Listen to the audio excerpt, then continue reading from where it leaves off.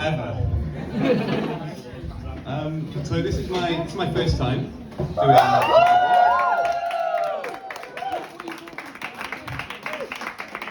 Thank you.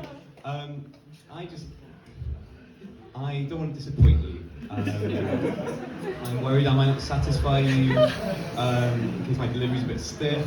And I'm worried I might not last as long as I want to.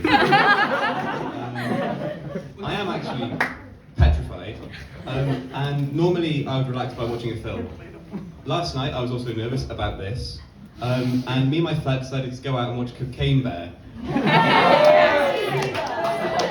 So we're fans of that film. Yes, good, okay, good. It's incredible. The bear does cocaine. It's awesome. If you don't like bears or violence or cocaine, it's not for you. Personally, I quite like violence in films. But there's one woman I know who detests it. It's the only thing I know about this woman, because in 2017, when Dunkirk came out, I was little 13-year-old Fred. I don't know if I was that tall. I went to the cinema with my mate Tom, and we were sat down next to this old woman. And yeah, she wasn't keen on violence, because whenever anyone got shot, or killed, or maimed in any way, she would tut really loudly, like. And I don't know if you know this, but a lot of people died in Dunkirk. An estimated 80,000 people lost their lives. And she tutted for every single one of them. She took like an 8 out of 10 movie. It's incredible. I should love it. I took like a 6 or a 5. Because I can't appreciate anything about it without thinking about this silly old biddy talking over everything, tutting. And yeah, I can't remember my transition, so I'm just going to go on to the next thing. I don't know if you remember, over the summer there were heat waves. Yes. I wasn't keen.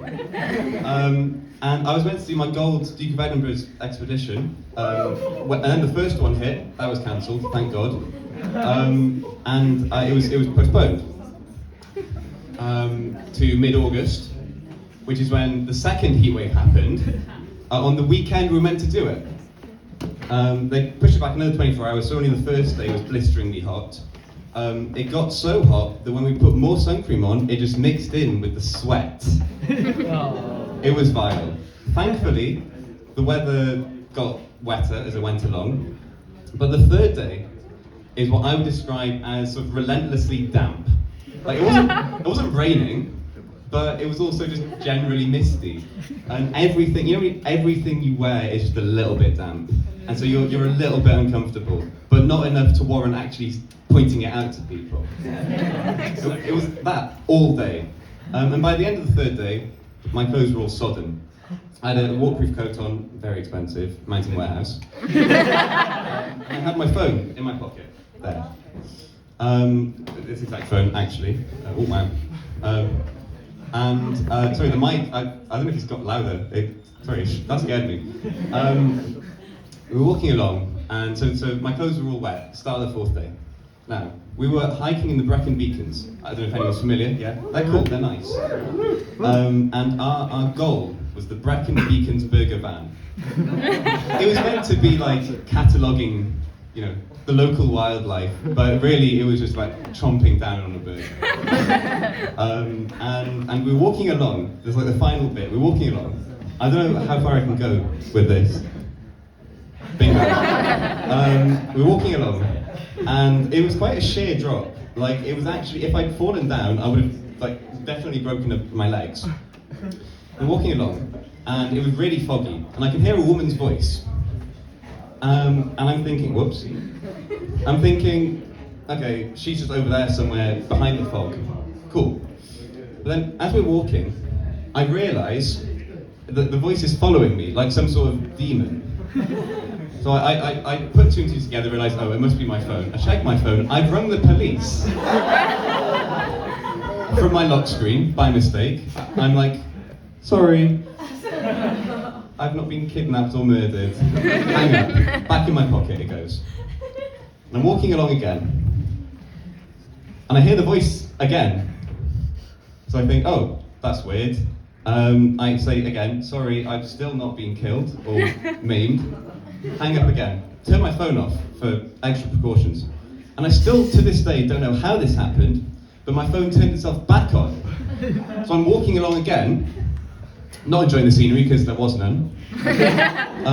And I've rung the police again. I was supposed to be happy. I was supposed to be, salivating at the idea of a burger. And instead I was in a loop of turning my phone off and watching it turn back on and dial the emergency services yet again. I must have rung the police, I kid you not, about 40 times.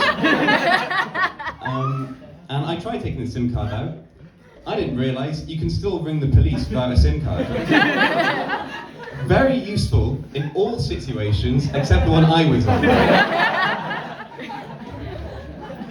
And eventually we realised that everything was so wet in my coat that, I don't know if you can see the cracks on my phone screen, but water had got in between the cracks and just were messing around with the screen, which is quite anticlimactic really.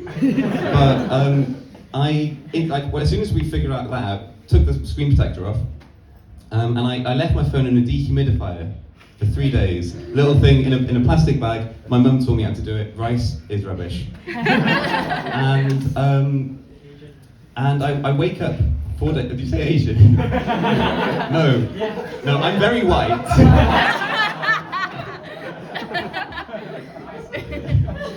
And not helping the stereotype. Thank you.